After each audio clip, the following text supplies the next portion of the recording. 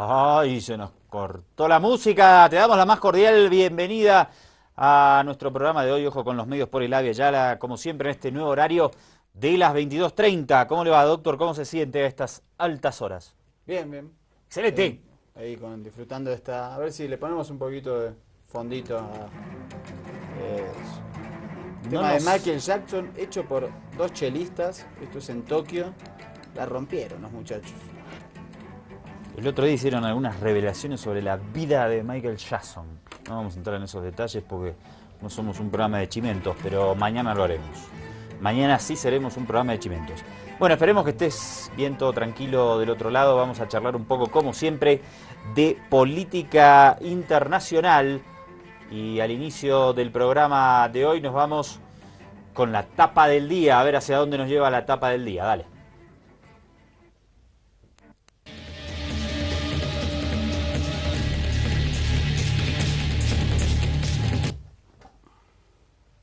Esto es Tiempo Argentino. Ayer te habíamos contado el ataque que sufrió este periódico argentino y hoy está allí destacada su tapa. Feroz ataque a Tiempo Argentino. Sí, y destacando que luego de que una patota de unos 25 patobicas ingresara a la redacción y destrozara todo para impedir que el diario pudiera salir en circulación, el mismo hoy martes tiene una edición especial denunciando este atropello a la libertad de expresión en la Argentina. Bien, seguimos y vamos a hablar de Brasil, donde el gobierno interino de Michel Temer, te lo anticipábamos el otro día, Mariano, no funciona, no ejerce como interino. No, está completamente decidido a hacer un gobierno que dure los 2 años y medio que le quedaría el mandato de Dilma Rousseff. Veremos si lo puede hacer porque los números y las situaciones hoy en la Comisión de Juicio Político en el Senado no marcan una situación favorable para Temer, igual que en la opinión pública, igual que en los movimientos sociales. Vamos a ver un primer reporte de Telesur. Se busca privatizar el sistema energético de Paso y Cañazo. Dice que quieren ganar 30 billones de dólares o de reales. De reales, que sería la mitad más o menos en dólares. Unos 15 billones de dólares. Sí. 15.000. 15.000 millones. Se dice diferente según el país. Es mucha platita. Con eso quieren convencer a la gente de que está bueno privatizar. Pero vamos a ver el tema del sector energético. Michel Temer ha defendido un proyecto que permitiría que empresas diferentes a Petrobras sean las operadoras de los yacimientos del Presal, una zona estratégica que podría convertir a Brasil en uno de los mayores exportadores mundiales de crudo, pues sus reservas estimadas se calculan en hasta 80.000 millones de barriles de petróleo. Desde 2009 la zona solo puede ser explorada y explotada por la estatal y consorcios en los que la misma figura como operador, pero además la norma dicta que las ganancias deben destinarse a salud, educación y un fondo soberano para posibles crisis. Sin embargo, las medidas de Temer revertirían el panorama. Expertos advierten que una vez impulsadas beneficiarían principalmente a las grandes petroleras transnacionales, que en su momento cuestionaron los privilegios de Petrobras, y al tratarse de yacimientos de aguas profundas, cuya extracción requiere de procesos más caros, la concesión de los recursos justo en un momento de precios de crudo bajos implicará no solo la posibilidad de que la riqueza de los brasileños se entregue durante décadas, sino que sea a cambio de precios de remate. La restauración conservadora le llamó ya hace rato Rafael Correa y ahora la estamos viendo en escena muy crudamente. Sí, y Fola de Sao Paulo reveló que en la última reunión de gabinete Temer le pidió a sus ministros que le informaran sobre áreas que se pueden privatizar en sus respectivos lugares de trabajo. Un audio más de Temer, te regalo, vos que sos fanático de El Guasón. Adelante, Michel. E as pessoas me perguntam, mas você não teme propor medidas impopulares? Se não, porque o meu objetivo não é eleitoral. Mas se eu ficar os 2 anos e meio e conseguir colocar o Brasil nos trilhos, para mim eu conto. No importa, debe ser el único gobernante del mundo, parecería ser que no debe someterse al escrutinio de la población. Está ahí para obedecer a lo que dicen los grandes poderes, ¿no? No le importa lo que diga la gente. Otro detalle es que este encuentro, Michel Temer no suele tener apariciones públicas, no se somete a espacios abiertos por miedo al repudio popular. Este encuentro, obviamente, estas declaraciones la hizo ¿dónde? En un encuentro en San Pablo con representantes de los agronegocios. Que es para quien gobierna, no importa lo que diga la gente. Bien, otra notita más de Brasil, de la agencia francesa de prensa. Fíjate lo que está pasando en Río de Janeiro, donde habrá Juegos Olímpicos. ¿En cuánto? ¿Cuánto falta? 5 de agosto. 5 de agosto, o sea, 30 días más o menos. Justito un mes. Hoy 5, todo el día y la noche también, diría mi amigo Herminio Iglesias. Bien, vamos a ver, hay una huelga de policías en Río de Janeiro, pero mirá la medida que han decidido adoptar. Fueron al aeropuerto internacional de Río de Janeiro. ¿Para qué? Míralo. Más de un centenar de policías protestó el lunes en Río, gritando bienvenidos al infierno a los turistas en el aeropuerto internacional de la ciudad. Los oficiales denuncian que llevan meses sin recibir el pago de sus salarios, a solo un mes de que inicien los Juegos Olímpicos.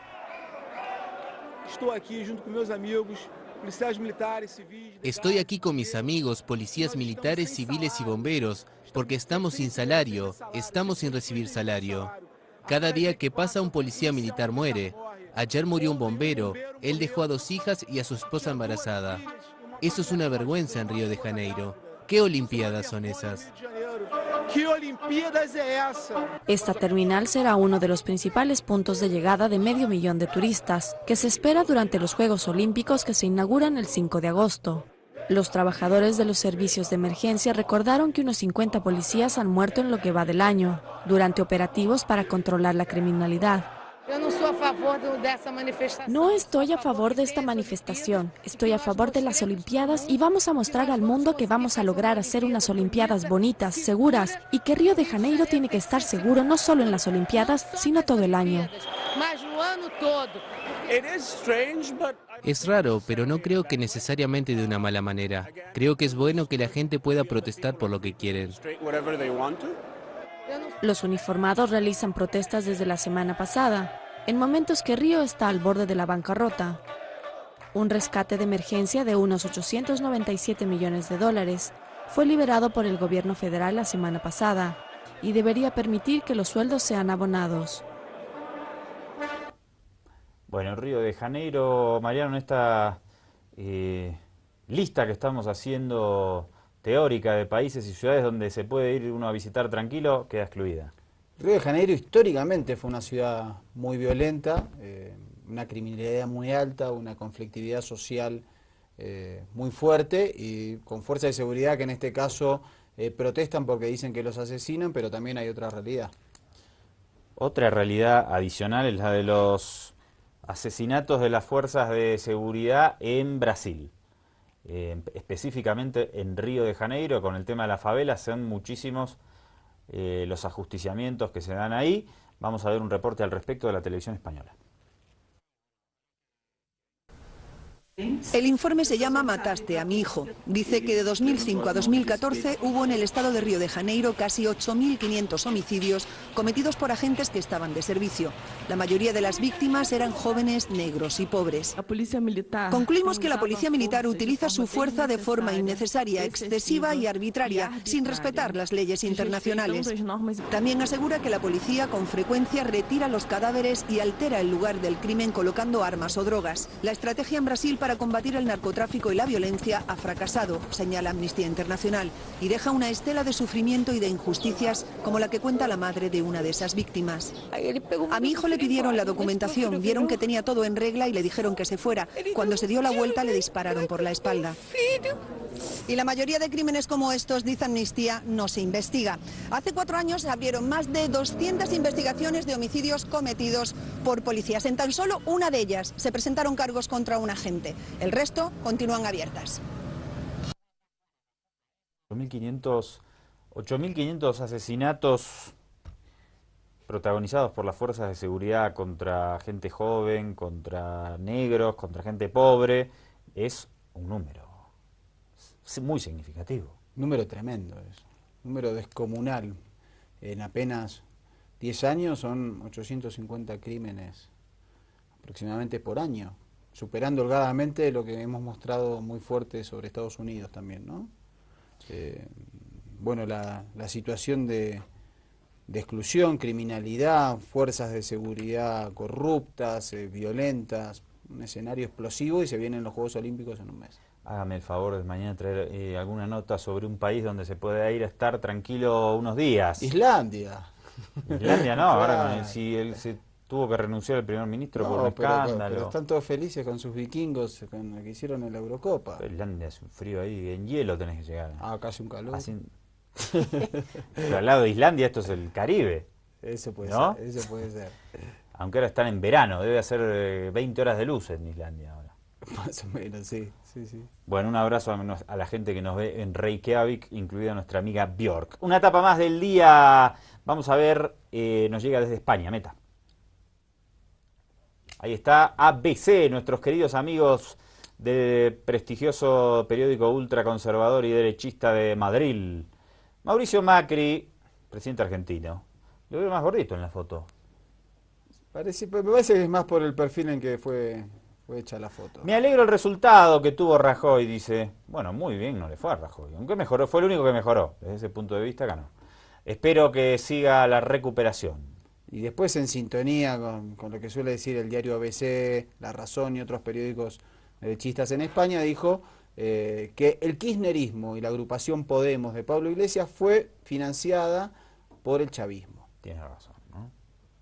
Es increíble porque las propias autoridades judiciales en España dicen que no existe absolutamente ninguna prueba, cerraron causas que habían iniciado otros contra Podemos denunciando un supuesto financiamiento desde Venezuela, y diciendo, la última causa dice, en realidad todo está basado en versiones periodísticas, no hay ningún tipo de prueba.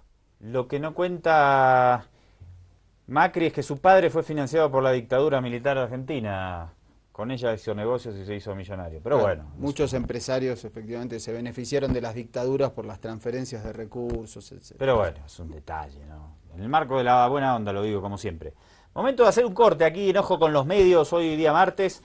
Y te invitamos a continuar en sintonía con la pantalla de Labia Yala en apenas 214 segundos. Dale.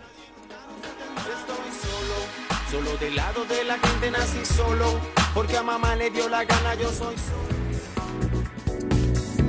Juntos debemos caminar, no estamos solos, lo debemos acompañar y Javier Ayala. Nunca nadie nos parará, hijo de calle, nadie nunca nos detendrá. Estoy solo. Segundo bloque de Ojo con los Medios. Me llamó la atención, doctor, la foto que está en nuestra pantalla, la estaba viendo en el corte. Anarquía en el Reino Unido, dice The Economist. Sí, del semanario, con una foto de una bandera inglesa, que es un calzoncillo todo remendado. Muy bien, ahí está, lo podés ver.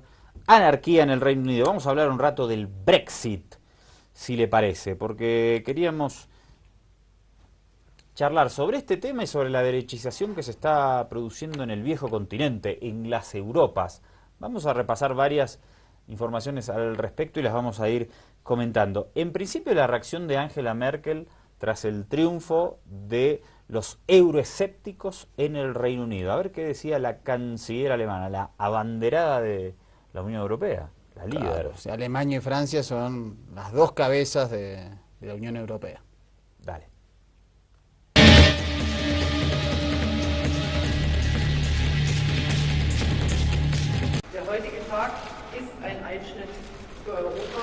Hoy es un golpe a Europa y un golpe al proceso de unificación.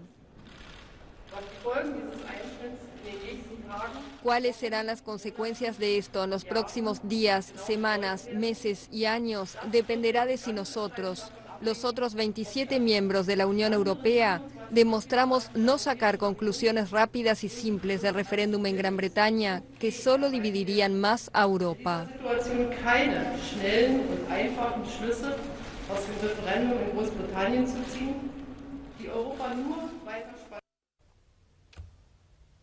Angela Merkel ahí bastante medida la vi. Igual después fue categórica, y en el Parlamento Europeo los días siguientes, cuando fueron las delegaciones de Reino Unido, justo que había una asamblea, les dijeron abiertamente, bueno, ¿cuándo se van? Sí, ahí me pareció que estaba más dura, ¿no? Y como amenazando con que si salían iban a sufrir, tenían que sufrir alguna consecuencia por haber salido de la Unión Europea. Esa es un poco la línea de Alemania y Francia. Vamos a ver una nota de EFE, la agencia estatal española, sobre el avance de algunos grupos ultraderechistas, grupos, podemos decir partidos políticos, ¿no? Más que grupos, en Europa, míralo. 8 líderes de la extrema derecha populista europea, con la jefa del Frente Nacional francés Marine Le Pen a la cabeza, lanzaron este viernes en Viena lo que calificaron como primavera patriótica. En una rueda de prensa celebrada en las instalaciones del Partido Liberal de Austria, en el Parlamento austriaco, Le Pen calificó a la Unión Europea como un error, vaticinó que colapsará si no se reforma y reclamó el derecho a la diversidad de Europa.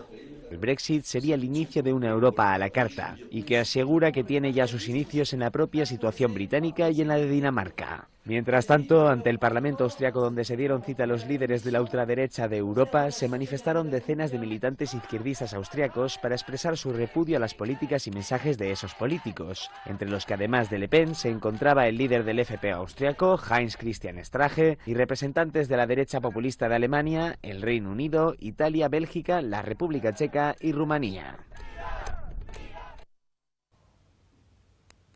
Octubre próximo, te comentábamos la otra vez, la semana pasada, hay elecciones en Austria. Podría imponerse una agrupación ultraderechista que casi gana las elecciones que fueron anuladas anteriormente. Así que la situación en Europa con el avance de la ultraderecha es muy delicada y estos grupos se caracterizan por tener una visión euroescéptica, como se dice a los que impulsaron el Brexit en el Reino Unido. Fíjate a propósito del Brexit lo que dice a la cadena rusa RT un trabajador español en Londres, ¿no? En Londres, sí. Un inmigrante español que reside en Londres y que después del Brexit parece que están ocurriendo estas cosas. Yo trabajo en una compañía de reparto de muebles y estábamos 4 compañeros descargando los muebles en una calle muy concurrida que había muchos coches y teníamos la furgoneta aparcada delante de un parking, una entrada de un parking. Y resulta que ha venido un ciudadano británico a ver si nos podíamos mover porque quería su mujer entrar con el coche. Pero resulta que por ese sitio entraban y salían un montón de coches y mucho más grandes que querían entrar. Y cuando mi compañero fue a mirar, pensando a ver dónde podía aparcar el coche, resulta que el señor nos dice, no se preocupen, que dentro de poco ya os vais a casa. Y nosotros pensando, bueno, sí, digo, a ver si nos falta poco, terminamos rápido y nos vamos. Pero ahí no terminó la cosa. El señor dijo, eso es por lo que hemos votado. Y entonces nos quedamos un poco impactados, así como diciendo, ¿y esto? Pero como no nos lo creíamos, que pudiera pasar este tipo de situaciones aquí. ¿Crees que eso es un poquito algo que es un sentimiento arraigado o que está surgiendo ahora? Yo creo que ya viene de antes, pero con el tema del Brexit se ha incrementado un poquito más. Esto es como el Brexit se utiliza como excusa, ¿no? Realmente. Sí, un poquito yo pienso que sí, que es un poco de excusa y con ya la razón de poder decir algo, de que, bueno, ya os vais a ir a casa, que ya queda poco. Un ataque contra un restaurante español que acabó con cristales rotos y las amenazantes pintadas que aparecieron en una escuela española de Londres son los abusos con tintes racistas contra la comunidad española que más repercusión han tenido. También se encontraron varias pintadas ofensivas en el Centro Cultural Polaco de la capital británica.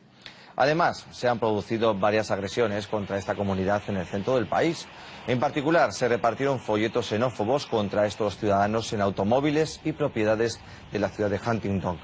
El Consejo Musulmán de Reino Unido ha tratado de denunciar los acosos que sufren las personas de fe islámica, publicando en las redes sociales una galería llamada 100 incidentes de odio.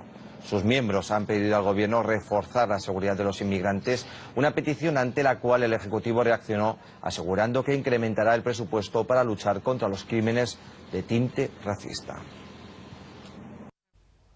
Bueno, bastante suave el comentario xenófobo. A mí me hacen comentarios peores aquí en las calles de La Paz. y si usted es boliviano y vive en Buenos Aires, seguro que también ha recibido comentarios mucho más desagradables que estos. Sin embargo, sí hay otros casos que son mucho peores. Sí, en la propia Inglaterra asesinaron, previo al referéndum del Brexit, a la diputada laborista Joan Cox, defensora de los derechos humanos, defensora de los derechos de los inmigrantes, y las pistas llevan a un ataque de la ultraderecha en ese país. La policía británica investiga la pista de la extrema derecha en el asesinato de la diputada laborista Jo Cox. Según un grupo estadounidense de defensa de los derechos civiles, el supuesto asesino Thomas Mehr es un devoto seguidor de un grupo neonazi basado en Estados Unidos, con quien tendría vínculos desde 1999. La jefa de la policía de West Yorkshire ha señalado que también es una clara línea de investigación que están siguiendo el vínculo del sospechoso con los servicios de salud mental. Sus vínculos con la extrema derecha también es una línea de investigación prioritaria que ayudará a establecer el móvil del ataque a Joe. Junto a la investigación en la que se intenta determinar también cómo el sospechoso pudo lograr tener un arma de fuego ilegal, se suceden las vigilias y los homenajes a Joe Cox, frente al Parlamento de Londres o en el barco que fue su vivienda londinense. La diputada laborista proeuropea tenía 41 años, estaba casada y tenía 2 hijos pequeños. Era una firme defensora de los refugiados, de la diversidad y la continuidad del Reino Unido en la familia europea. Su asesinato ha llevado a la suspensión de la campaña del referéndum del Brexit, al menos hasta el domingo. Vamos a ver ahora un cuadrito sobre el avance de la extrema derecha en Europa en materia electoral. Lo pone en pantalla Euronews. En los últimos años se ha observado un aumento del nacionalismo y de los partidos de extrema derecha en la Unión Europea, especialmente en el norte y en el este. ¿Cómo se puede explicar esta tendencia? Hablamos con 2 expertos. En muchos países europeos una parte de la opinión pública es bastante favorable a lo que dicen los partidos de derecha radical, especialmente en materia de seguridad e inmigración.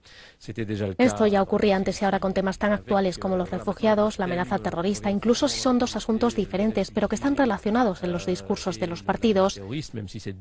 Ahora estos temas vuelven a estar de actualidad y los votantes vuelven a interesarse por estos partidos.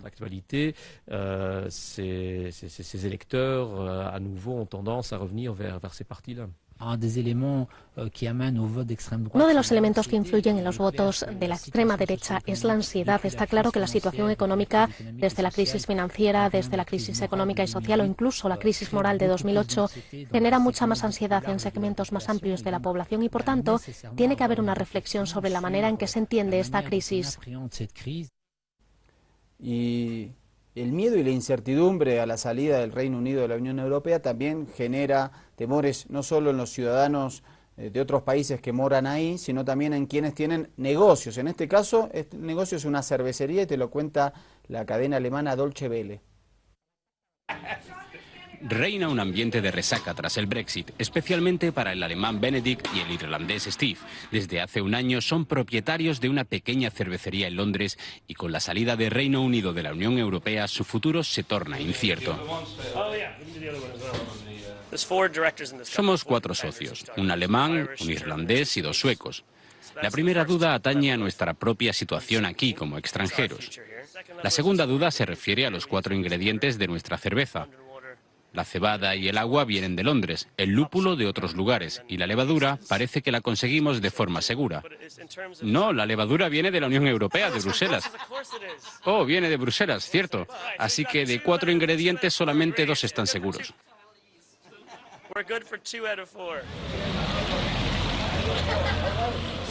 Steve y Benedikt son solamente 2 de los muchos jóvenes que temen por su futuro en la capital británica debido al Brexit.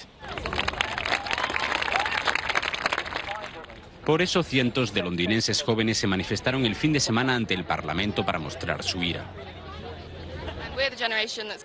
Nosotros somos la generación a la que han estafado, no los mayores que ya tienen su trabajo y su casa. No sé cómo va a funcionar todo esto. Deberían haber pensado en aquellos a quienes más afectará la decisión. Somos nosotros y no ellos los que deberemos vivir durante muchos años las consecuencias de esta decisión. Ya no se puede cambiar. Estoy triste y enfadado.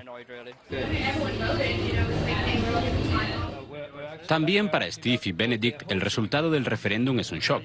Querían invertir a largo plazo, incluso vender su cerveza en el mercado europeo, algo que ya no forma parte de su plan.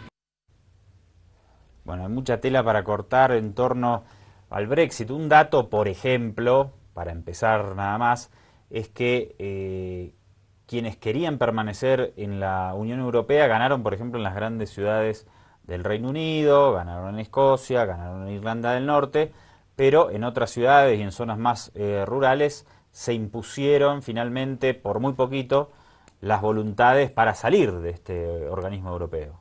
Sí, y con una campaña sobre todo de que la Unión Europea no le da nada a Inglaterra, de que al Reino Unido, de que no le sirve. Lo paradójico es justamente Escocia, que votó abrumadoramente por quedarse dentro de la Unión Europea en el referéndum que se hizo el año pasado en su país para ver si se independizaba del Reino Unido. La campaña del miedo era diciendo si se independizan, van a quedar afuera de la Unión Europea, van a perder todo tipo de beneficios, incluso van a ser sancionados. Me parece que la que se viene es seguro un referéndum próximamente en Escocia. Y el otro tema es que en Inglaterra no están pudiendo buscar el sucesor de Cameron, ni los sucesores de los partidos que apoyaron la no salida del Brexit. Renunció el ministro David Cameron, que promovía que el Reino Unido se quede en la Unión Europea. También en otros temas colaterales hay mucho descontento en la ciudadanía, gente que se siente marginada de los beneficios de la globalización, gente que teme a la inmigración, que siente que les robaron, que vienen y le sacan los trabajos, el caso del trabajador español que veíamos. Está el tema latente del terrorismo de ISIS, el extremismo islámico. Hay un caldo de cultivo ahí que, como lo veíamos a lo largo de este bloque, está generando también la aparición o el resurgimiento de un discurso más ultraderechista que en Europa tiene antecedentes siniestros. Además, esto desata una batalla geopolítica en la región. Sobre eso hacía yo una reflexión en el programa Piedra, Papel y Tinta el fin de semana, que queríamos compartir con ustedes para seguir reflexionando un poquito más a la vuelta. Cameron tuvo que renunciar con estos resultados. Si a Inglaterra no se le escarmienta o al Reino Unido no se le escarmienta y le va bien con la salida de la zona euro y logra recuperar su economía, no es que va a haber un referéndum en Francia o en Holanda. En Francia va a ganar Marine Le Pen. Y en Alemania surgirá alguien que cuestione el liderazgo de Merkel, que es la cara de Europa, que siempre ha apostado por Europa. Entonces ahí hay una batalla geopolítica con dos proyectos políticos. Si el Reino Unido le va bien con esta decisión, se cae Francia y Alemania y se acaba la zona euro. Se acabó. Y ahí ya la cuestión de cómo pensar lo que pasó en Grecia es diferente, ¿no? Porque si las principales potencias europeas surgen liderazgos políticos de extrema derecha que le tienen miedo a la inmigración, que cuestionan o que tienen una postura diferente con el terrorismo, se acaba el proyecto Europa con la situación que se está dando actualmente. Este me parece un dato que se me ocurría charlando el otro día en la mesa a la cabeza de Claudia Benavente en PAT. Como que ahí, reflexionando en conjunto con todos los invitados, tomé dimensión de lo que significaba para Merkel y para Francia un ejemplo positivo de Gran Bretaña saliéndose de la Unión Europea, ¿no? Los amenaza su poder. Sí, amenaza justamente la locomotora que es la Unión Europea, que ha logrado imponer, por ejemplo, medidas de ajuste a países periféricos de la Unión Europea que querían tener una salida autónoma y sin ajuste, como el caso de Grecia, y no pudieron por justamente la extorsión y la presión constante de la Unión Europea. Y esto ha permeado mucho en partidos de ultraderecha a lo largo del continente, que vienen escalando posiciones en las elecciones, sobre todo en elecciones regionales, en elecciones nacionales. El caso más preocupante es el de Austria y el de Dinamarca. Y yo insisto una vez más, antes de ir al corte, si al Reino Unido le sale bien irse de la Unión Europea, los alemanes le van a decir a Merkel, ¿y vos qué onda? hace 15 años que nos gobernás y nos decís que tenemos que apostar por Europa. Y estos se salieron y les va mejor. Vamos a apoyar a otro candidato. Y en Francia la candidata ya está. Sí, sí, en Francia está. El tema es que hasta ahora, en el caso, a pesar de que ha subido el Frente Nacional en Francia, siempre después el Partido Socialista y el Partido Conservador, ante una eventualidad de, por ejemplo, en todas las elecciones regionales, se han unido en las segundas vueltas para que no gobierne el Frente Nacional en ninguna región, y eso efectivamente se ha producido incluso en lugares donde obtuvo el primer puesto el Frente Nacional. Eso es, usted lo dijo bien, hasta ahora. Sí, sí, hasta ahora. Y a nivel nacional nunca ha ingresado, bueno, ingresó sí a una, su padre ingresó a una segunda vuelta, con Chirac y fue abrumadora, salió 80-20 la elección. Hay que tener mucho cuidado porque eso pasó hace mucho, ahora las cartas son otras, el ejemplo, si le va bien a Gran Bretaña, si le va mal, es algo totalmente diferente. Y si además gana un ultraderechista en Austria, que estuvo a un pelito en marzo, vuelve a haber elecciones en octubre, el panorama cambia bastante. Porque sería la primera vez desde la Segunda Guerra Mundial que un líder político ultraderechista, sacando la dictadura de Franco que estuvo hasta el año 75, sería la primera vez que un líder ultraderechista, si no me equivoco, usted me corrige, llega al poder vía elecciones, ¿no? Sí, sí, de esa magnitud, sí. En Austria, donde nació Adolfo Hitler. Exacto, sí, sí, aparte es con una postura antiinmigrante que hoy es la que reúne a casi todos estos movimientos y partidos de derecha, ese odio, sobre todo profundizado gracias a ISIS, que busca también este tipo de amalgama entre las sociedades. Y ese es otro tema que hoy lo charlábamos y deberíamos profundizar, ¿no? La explicación de lo que sucede en el Medio Oriente, por qué aparece ISIS, ya lo hicimos alguna vez. Sí. Deberíamos reprisar ese programa, ¿no? Fuera de broma, ¿eh? Sí, porque aparte de la cantidad de grupos... Sí, porque si no vamos a tener que repetir todo lo mismo. La cantidad de grupos que participan también en esos movimientos... Y sin ISIS es imposible entender parte de lo que está sucediendo en Europa. Claro, por supuesto. La gente está asustada porque vienen estos tipos, los vemos todos los días. Masacran en un aeropuerto, bombardeo en otro lado. Claro, la gente se asusta y dice, no, cerrémonos. Y eso es lo que se está viendo. Sí, por eso el auge de los partidos de derecha también. Claro. Y que es lo que justamente es lo que quiere ISIS, que haya un choque de civilizaciones. Hagamos un corte, porfa, el último de la noche y el último bloque, como siempre, imperdible. Esta vez no va a durar 204 segundos, creo que dije la otra vez. Va a durar 93 segundos el corte. Solo del lado de la gente nací solo, porque a mamá le dio la gana, yo soy solo. Un guerrillero caribe, moriré solo. No debemos caminar, no estamos solos. No debemos acompañar, hija de Ayala. Nunca nadie nos parará, hijo de calle. Nadie nunca nos detendrá, estoy solo. Estamos solos, estoy solo o en comunidad. En principio estoy de este lado con Mariano Vázquez. ¿Cómo se siente usted compartiendo esta hora conmigo? ¿Todo tranquilo? Todo tranquilo, sí. Sin entrar en detalles, me parece. Sí, todo bien, todo bien. Tengo miedo que algún día vengan y me hagan un cuchillo, así, algo así. No, esos locos, eso es muy yanqui, eso. Sí, ¿no? Muy gringo. Y pero de tanto ver las noticias, ¿no le parece que...? Yo no sé cómo termino, ¿eh? Mi vida social no sé hasta dónde llega. No, la verdad que sí. Creo que ver todo lo que pasa en el mundo a diario, durante horas, nos lleva a decir esa frase de la escritora Jane Austen, de que cada vez tengo menos esperanza y cada vez creo menos en la humanidad.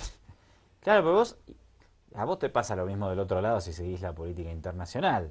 Nosotros cubrimos Palestina hace 10 años. Y todos los años se matan a tiros, ¿no? Y cada vez más. El terrorismo, igual. Los conflictos acá, cada vez...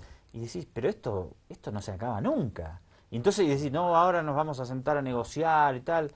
Pucha, ¿cuándo se van a acabar? Hay determinados conflictos, por lo menos ahora podemos celebrar que el conflicto colombiano terminó. Bueno, terminó. Se llegó a un acuerdo, vamos a ver cómo sigue. Va a ser complejo, muy complejo. Esperemos que pueda tener una salida pacífica. Podemos decir que hace un año y un poquito más Cuba y Estados Unidos restablecieron relaciones, aunque eso no implica que se termine la desestabilización de la revolución cubana. Pero bueno, algunos signos, lo que hablamos siempre de Obama cuando le manda una carta al presidente de Irán, algunas cositas buenas pasan. Ahora, si gana Donald Trump, el mundo se va a volver en un lugar más peligroso. Sin duda, sin lugar a dudas. Y quienes no están felices con Donald Trump es el pueblo de la familia, de donde partió para llegar a los Estados Unidos. ¿Qué es dónde? En Alemania queda. Alemania. Sí. ¿Su papá es alemán? Lo maté ahí. ¿Su abuelo? ¿Quién será?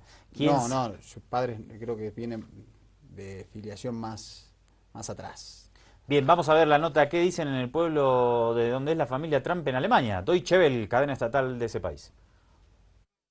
Donald Trump, multimillonario, único candidato republicano a la Casa Blanca, agitador anti-inmigración y descendiente de inmigrantes alemanes. Sus abuelos vivieron en su día en estas casas de Karlstadt, en el suroeste de Alemania, antes de subir a un barco rumbo a Estados Unidos hace casi un siglo. Pero los habitantes del pueblo no están orgullosos de Trump.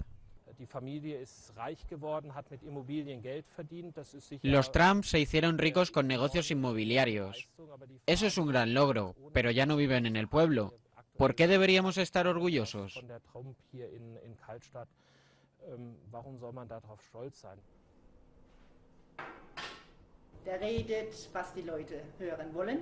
Dice lo que la gente quiere oír, no lo que tiene sentido. Por ejemplo, sobre Obamacare. Yo veo muy bien que todo el mundo, rico o pobre, pueda beneficiarse de ello. Él quiere construir un muro en la frontera con México. Eso es ridículo. Otro nombre americano famoso con raíces en Karlstadt es el fundador de la dinastía Heinz. En la oficina de turismo, sin embargo, no hay publicidad con el nombre de Trump o de Heinz. No tenemos suficiente material como para establecer una estrategia turística basada en ellos. Y además no es necesaria. Tenemos buen vino y un precioso paisaje, lo cual es suficiente para atraer a turistas sin tener que usar los nombres de Trump o Heinz.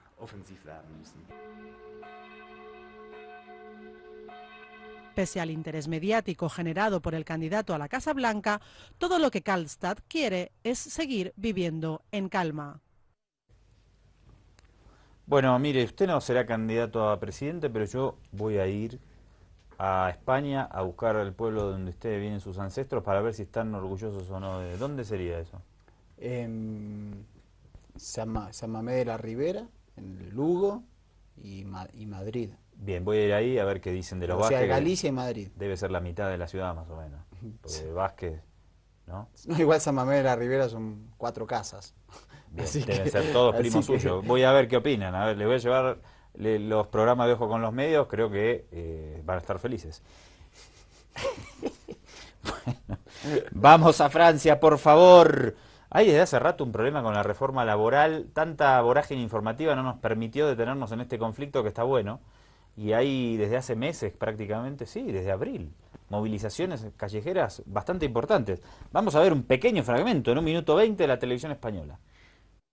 Una lenta y meditada fuga del Pleno como protesta. La oposición critica que el Gobierno vuelva a aprobar la reforma laboral sin votación, aunque esta vez la derecha no presentará moción de censura. No quieren participar en lo que llaman una mascarada. Les favorece además la estrechez del calendario, 9 meses para las elecciones presidenciales y buenas expectativas para ellos. Hollande solo tiene un 12% de popularidad. En el atril y sin ocultar su malestar, el primer ministro defendía una reforma que considera de progreso, pactada con sindicatos favorables al cambio y pensada para el interés de los franceses.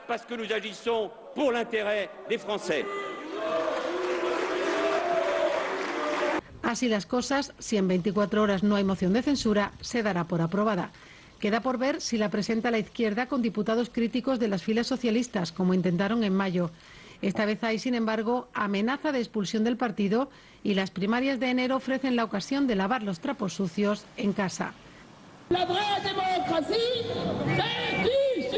En la calle, la ley más impopular de la legislatura sigue generando rechazo, aunque las manifestaciones son cada vez menos numerosas. Hoy hemos visto la última antes de verano. La CGT anuncia más en otoño, pero todo indica que para esa fecha la ley podría estar aprobada. Bien, pronto va a haber muchas reformas laborales porque ya estamos empezando a ver cómo aparecen noticias como las que siguen, que van a dejar a muchísima gente en la calle. Otra vez la Deutsche Welle. La empresa Schunk produce garras mecánicas para robots. La automatización tiene una demanda gigantesca. Por eso mismo, en los próximos 20 años se perderán hasta 18 millones de empleos en Alemania, afirma el economista jefe del banco ING en un nuevo estudio. 1 de cada 2 empleados perderá su puesto de trabajo. Esta revolución industrial es un cambio muy diferente a las antiguas revoluciones industriales. Y temo que, a fin de cuentas, hará que desaparezcan más empleos de los que se generen. En todo el mundo, Alemania ocupa uno de los primeros puestos en cuanto a cantidad de robots que se usan en la industria. Solo es superada por las fábricas en Corea del Sur y Japón. Los especialistas de la empresa Schunk ya producen garras mecánicas para robots.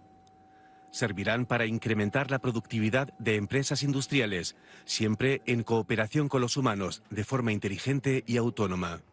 Pero nunca para sustituir a los humanos. La colaboración entre humanos y robots provocará que aquellas actividades que ya se habrían trasladado al extranjero puedan permanecer en Alemania. Visto así, es positivo. La asistencia de los robots conservará puestos de trabajo aquí. La automatización es irrefrenable, pero aún no se sabe si eliminará o generará empleos. Bien, le voy a ir comentando algo a la gente de acá que está del otro lado, a los camarógrafos, a Mariano, a mí mismo. Vayan contando lo que les queda de trabajo porque van a aparecer unos bichos más pronto que tarde que nos van a reemplazar a todos. Aparte, el informe dice que 20 millones de puestos de trabajo se van a perder en 20 años. Y después, claro, ¿cómo no vamos a hablar de conflictividad social? Por eso cuando yo le digo que hay que moderar la tasa de natalidad, hay que pensar en eso. No, pero aparte los movimientos como ISIS se aprovechan también de una situación social muy explosiva en las periferias de Europa, en el propio Medio Oriente, en norte de África, una situación de exclusión constante. Yo lo dije hace más de 10 años. Terminator va a ser verdad. Y todos se ríen, y se siguen riendo, pero cuando nos tengamos que caigar a coñazo con los robots... No sé qué dijiste, pero... Bueno, sí. Pero no vamos a tener que matar a tiro contra los robots, acordate lo que te digo. ¿Por qué no? Hubo muchas, pero hubo muchas ficciones que se cumplieron. Por eso. Sí. Fíjese Julio Verne, que se anticipó décadas a el viaje submarino, al viaje a la luna. Bueno, que no sé quién será el heredero, yo seré el heredero de Julio Verne, porque ya te dije que más bien será James Cameron que hizo Terminator. Pero bueno, en esas estamos. ¿Por dónde seguimos? Bueno, hablando de coñazos, la posibilidad de una nueva guerra fría asoma en esta declaración del periódico oficial del Partido Comunista Chino. Fíjate en qué términos lo informa la agencia EFE de España. El periódico oficial chino Global Times, portavoz del Partido Comunista, instó en una editorial a Pekín a prepararse para cualquier confrontación militar y denunció la fuerte intervención de Estados Unidos en el mar de China Meridional. El artículo se publica coincidiendo con el inicio de las maniobras militares navales que llevará a cabo China en esas aguas hasta el próximo 11 de julio. Esto se produce a una semana de que la Corte Permanente de Arbitraje de La Haya falle el día 12 sobre el contencioso planeado por Filipinas sobre la disputa con China por la soberanía del archipiélago Spratly. En la editorial se lee que China espera que las disputas puedan resolverse mediante negociaciones, pero debe estar preparada para cualquier confrontación militar. Por su parte, el gobierno chino ha manifestado que no acatará la decisión de la Corte Permanente de Arbitraje porque entiende que Filipinas solicitó unilateralmente la intervención de este tribunal en el conflicto. Pekín celebra desde este martes unas maniobras al este de la isla china de Hainan y en las cercanías del archipiélago Paracel, controlado por Pekín, pero también reivindicado por Taiwán y Vietnam. es unas noticias espectaculares a esta hora. Quería saltarme a algo más amable, pero no, ya que usted me reta, vámonos con ISIS, por favor. Vámonos con el análisis de José Levi. Está muy tranquila la cosa con ISIS, ya te venimos reportando no solo hoy, pero hoy hablamos bastante. Vamos a la 22. José Levi, porque estos grupos, José Levi, corresponsal de CNN, porque estos amigos de ISIS no les importan las festividades religiosas, los lugares sagrados, arrasan con todo. Sí, hay una indignación absoluta en la comunidad musulmana porque justamente en el mes sagrado del Ramadán se produjeron múltiples atentados de ISIS, incluso en zonas religiosas y sagradas para el pueblo musulmán. Pero perdóneme, si usted es un grupo político-militar, tiene que ganarse la simpatía de la población. Esto está rompiendo todos los esquemas. Pero tiene un montón de voluntarios, que me imagino... Yo no sé si son tantos, en términos de... Y todos los días te meten una bomba en algún lado. Claro, pero eso no quiere decir que sean me parece que son... Y si controlan... En Siria hace 3 años que no lo pueden sacar de las ciudades. Sí, pero no son grupos poderosos, pero no son grupos masivos. Mire, usted no le creo nada a lo que me dice. Váyase ya mismo ahora a Siria a hacer un documental de ISIS, bien crítico. Sí, con eso. Se debe decir, hola señor, quiero hacer un documental. Para mostrar lo malo que son. Dale, vamos a José Levi. La zona de la mezquita donde está enterrado el profeta Mahoma, el segundo lugar más sagrado del Islam, golpeado por el terrorismo. Aparte de un suicida, 4 personas perdieron la vida. Dicen las autoridades sauditas que el objetivo aparente del terrorista eran miles de fieles que llegaban a la mezquita sagrada para rezar. Aunque nadie se responsabilizó, los analistas coinciden en señalar a ISIS. Que hasta un lugar santo así pueda ser objetivo de los que se llaman islamistas es visto por muchos como ridículo, perverso, patético. Ahora hasta Irán advierte de que si el mundo no se une, todos serán objetivo frente a un terrorismo sangriento que no conoce, dicen, líneas rojas. Aunque Teherán sea rival de Arabia Saudita y de otros muchos países, en este caso llama a la unión. En el mundo árabe, como aquí en una Irak también herida por esta violencia, se llama depravados a los terroristas. Le piden perdón al profeta Mahoma por haber mancillado su santuario. Dicen que ISIS ha matado a muchos más musulmanes que ningún otro grupo. En los países del Golfo Pérsico se llama a salvar a la religión islámica de una pandilla de criminales asesinos. Muchos aprovechan este atentado para demostrar que los terroristas no tienen nada que ver con la fe islámica. Dicen que está ahora más claro que nunca, que solo usan la religión como excusa para sus atrocidades. Si es de suponer que los que planearon el atentado en este lugar santo querían humillar al reino saudita y decir que no pueden ser guardianes del Islam, pareciera que los agresores lograron enfrentarse a todo el mundo musulmán, inclusive a los ideológicamente más extremistas. José Levi, CNN, Jerusalén. Bueno, ISIS son malísimos, son un desastre, son unos terroristas sanguinarios, en eso está todo el mundo de acuerdo. El problema que nunca nadie lo dice, y nosotros hace rato que no lo comentamos, es que el extremismo islámico fue utilizado desde los 80 por Estados Unidos para combatir a los soviéticos y fue utilizado en el nacimiento de la segunda década del siglo XXI, o sea, alrededor del 2010, me compliqué en decirlo, para fomentar la caída de Muammar Gaddafi en Libia, y luego esos mismos grupos extremistas islámicos fueron financiados por los servicios secretos occidentales para derrocar a Bashar al-Assad en Siria. Ahora se les fue de las manos y están haciendo desmanes por todos lados. Pero hay que pensar quién los fabricó a estos muchachos, ¿no? ¿Quién les enseñó a combatir? ¿Quién les dieron armas? Bueno, y los grupos que operan hoy en Siria, denuncia Amnistía, grupos internacionales como Amnistía, que se utilizan como método la tortura, y estos grupos han sido financiados por Estados Unidos y Arabia Saudí. De onda. Vámonos, te mandamos un abrazo grande, quédate en Avia Yala con último round. Uy, no, eso cambiamos. Al revés, ellos tienen que decirnos a nosotros, que se queden con ojo con los medios. Lo diré. Los retamos a que lo digan mañana. Che, nos vamos con una compañera que rapea las noticias. Sí, rapea las noticias en la radio, en Uganda. Interesante como diferentes métodos para contar cosas, para contar historias. Hasta mañana 10:30, ni yo me estoy enterando de qué horario estamos al aire. Un abrazo, que estés bien.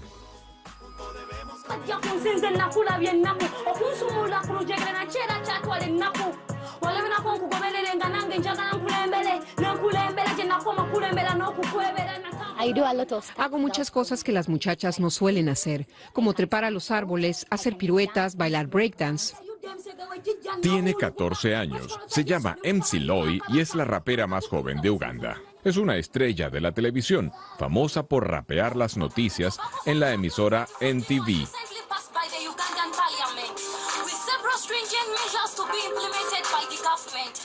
Como cada semana, grabación en una productora, luego trabajo en el estudio.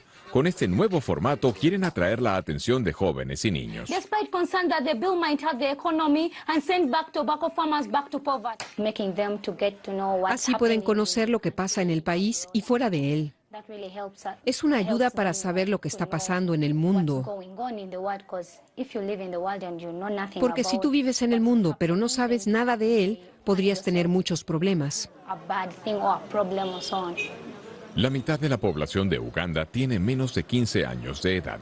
Es la generación de Facebook y WhatsApp que prefiere la música a las noticias.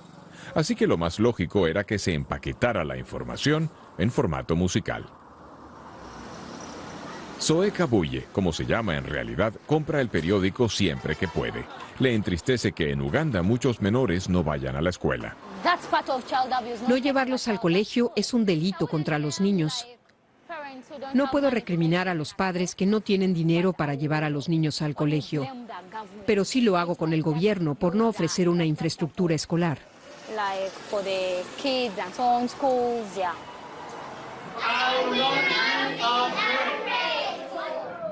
Quiere darles ánimos a los niños, por eso imparte clases en la escuela dominical de la parroquia. You will hold a son in your arms. Well, she has no son and her husband is old. Educación para todos y el fin de la corrupción. Eso es lo que le exige al presidente a ritmo de rap. Estoy orgullosa de ser ugandesa, de vivir en un país tan bello.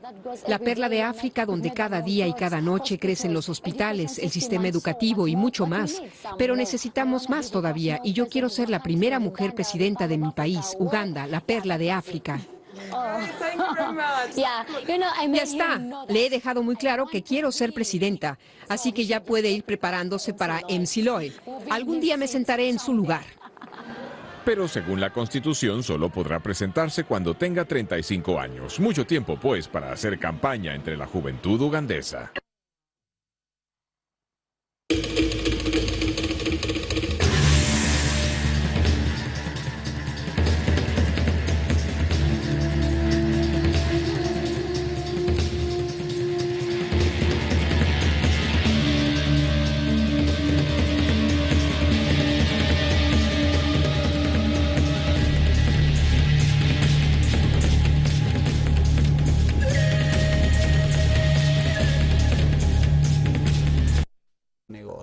Que es para quien gobierna, no importa lo que diga la gente.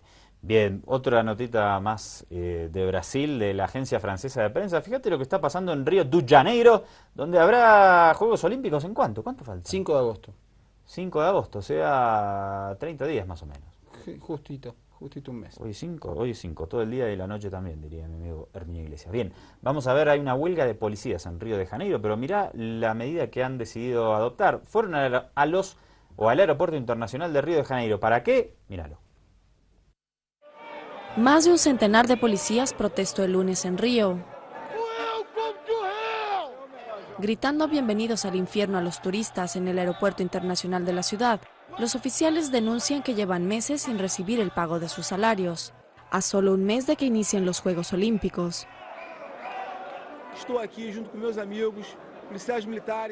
Estoy aquí con mis amigos, policías militares, civiles y bomberos, porque estamos sin salario, estamos sin recibir salario. Cada día que pasa un policía militar muere. Ayer murió un bombero, él dejó a 2 hijas y a su esposa embarazada. Eso es una vergüenza en Río de Janeiro. ¿Qué olimpiadas son esas?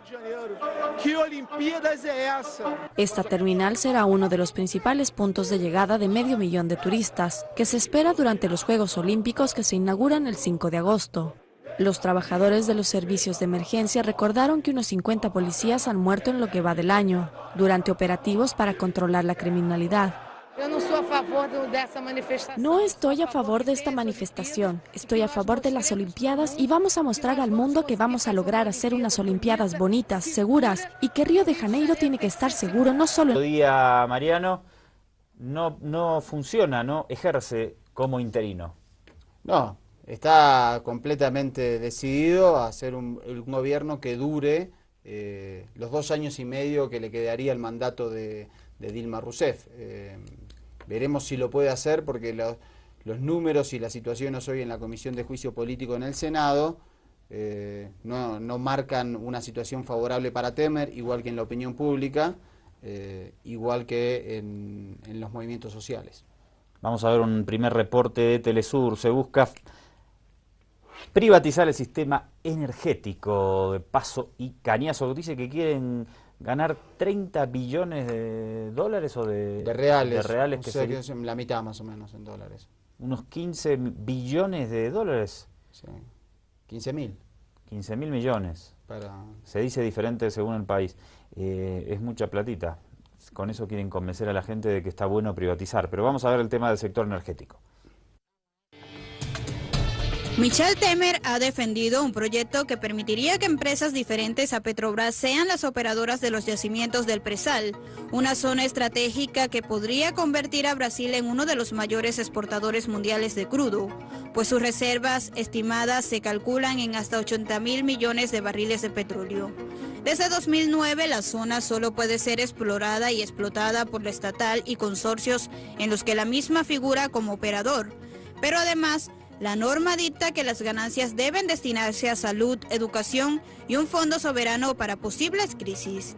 Sin embargo, las medidas de Temer revertirían el panorama. Expertos advierten que una vez impulsadas beneficiarían principalmente a las grandes petroleras transnacionales, que en su momento cuestionaron los privilegios de Petrobras, y al tratarse de yacimientos de aguas profundas, cuya extracción requiere de procesos más caros, la concesión de los recursos justo en un momento de precios de crudo bajos implicará no solo la posibilidad de que la riqueza de los brasileños se entregue durante décadas, sino que sea a cambio de precios de remate. La restauración conservadora le llamó ya hace rato a Rafael Correa y ahora la estamos viendo en escena muy crudamente. Sí, y Fuera de Sao Paulo reveló que en la última reunión de gabinete Temer le pidió a sus ministros que le informaran sobre áreas que se pueden privatizar en sus respectivos lugares de trabajo. Un audio más de Temer, te regalo, vos que sos fanático de El Guasón. Adelante, Michel. E as pessoas me perguntam, mas você não teme propor medidas impopulares? Se não, porque o meu objetivo não é eleitoral. Mas se eu ficar os 2 anos e meio e conseguir colocar o Brasil nos trilhos, para mim eu... No importa, debe ser el único gobernante del mundo, parecería ser que no debe someterse al escrutinio de la población. Está ahí para obedecer a lo que dicen los grandes poderes, no importa lo que diga la gente. Otro detalle es que este encuentro, Michel Temer no suele tener apariciones públicas, no se somete a espacios abiertos por miedo al repudio popular. Este encuentro, obviamente, estas declaraciones la hizo ¿dónde? En un encuentro en San Pablo con representantes de los agronómicos. Ay, se nos cortó la música. Te damos la más cordial bienvenida a nuestro programa de hoy, Ojo con los Medios, por Eladia Ayala, como siempre en este nuevo horario de las 22:30. ¿Cómo le va, doctor? ¿Cómo se siente a estas altas horas? Bien, bien. Excelente. Ahí disfrutando de esta... A ver si le ponemos un poquito de fondito a... tema de Michael Jackson, hecho por 2 chelistas. Esto es en Tokio. La rompieron los muchachos. El otro día hicieron algunas revelaciones sobre la vida de Michael Jackson. No vamos a entrar en esos detalles porque no somos un programa de chimentos, pero mañana lo haremos. Mañana sí seremos un programa de chimentos. Bueno, esperemos que estés bien, todo tranquilo del otro lado. Vamos a charlar un poco, como siempre, de política internacional. Y al inicio del programa de hoy nos vamos con la tapa del día. A ver hacia dónde nos lleva la tapa del día. Dale.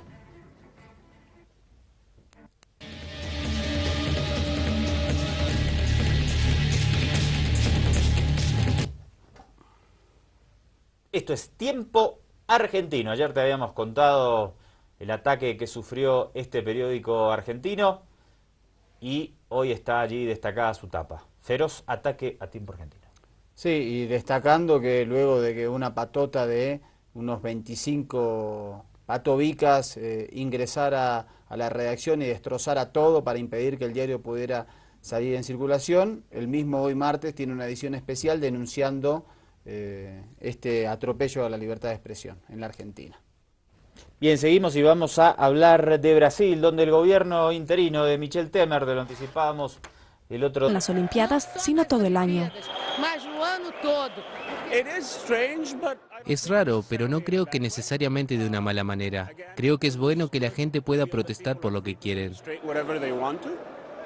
Los uniformados realizan protestas desde la semana pasada, en momentos que Río está al borde de la bancarrota. Un rescate de emergencia de unos 897 millones de dólares fue liberado por el gobierno federal la semana pasada y debería permitir que los sueldos sean abonados. Bueno, Río de Janeiro, Mariano, en esta lista que estamos haciendo teórica de países y ciudades donde se puede ir uno a visitar tranquilo, queda excluida. Río de Janeiro históricamente fue una ciudad muy violenta, una criminalidad muy alta, una conflictividad social muy fuerte y con fuerzas de seguridad que en este caso protestan porque dicen que los asesinan, pero también hay otra realidad. Otra realidad adicional es la de los asesinatos de las fuerzas de seguridad en Brasil. Específicamente en Río de Janeiro, con el tema de la favela, son muchísimos los ajusticiamientos que se dan ahí. Vamos a ver un reporte al respecto de la televisión española. El informe se llama Mataste a mi hijo. Dice que de 2005 a 2014 hubo en el estado de Río de Janeiro casi 8.500 homicidios cometidos por agentes que estaban de servicio. La mayoría de las víctimas eran jóvenes, negros y pobres. Concluimos que la policía militar utiliza su fuerza de forma innecesaria, excesiva y arbitraria, sin respetar las leyes internacionales. También asegura que la policía con frecuencia retira los cadáveres y altera el lugar del crimen colocando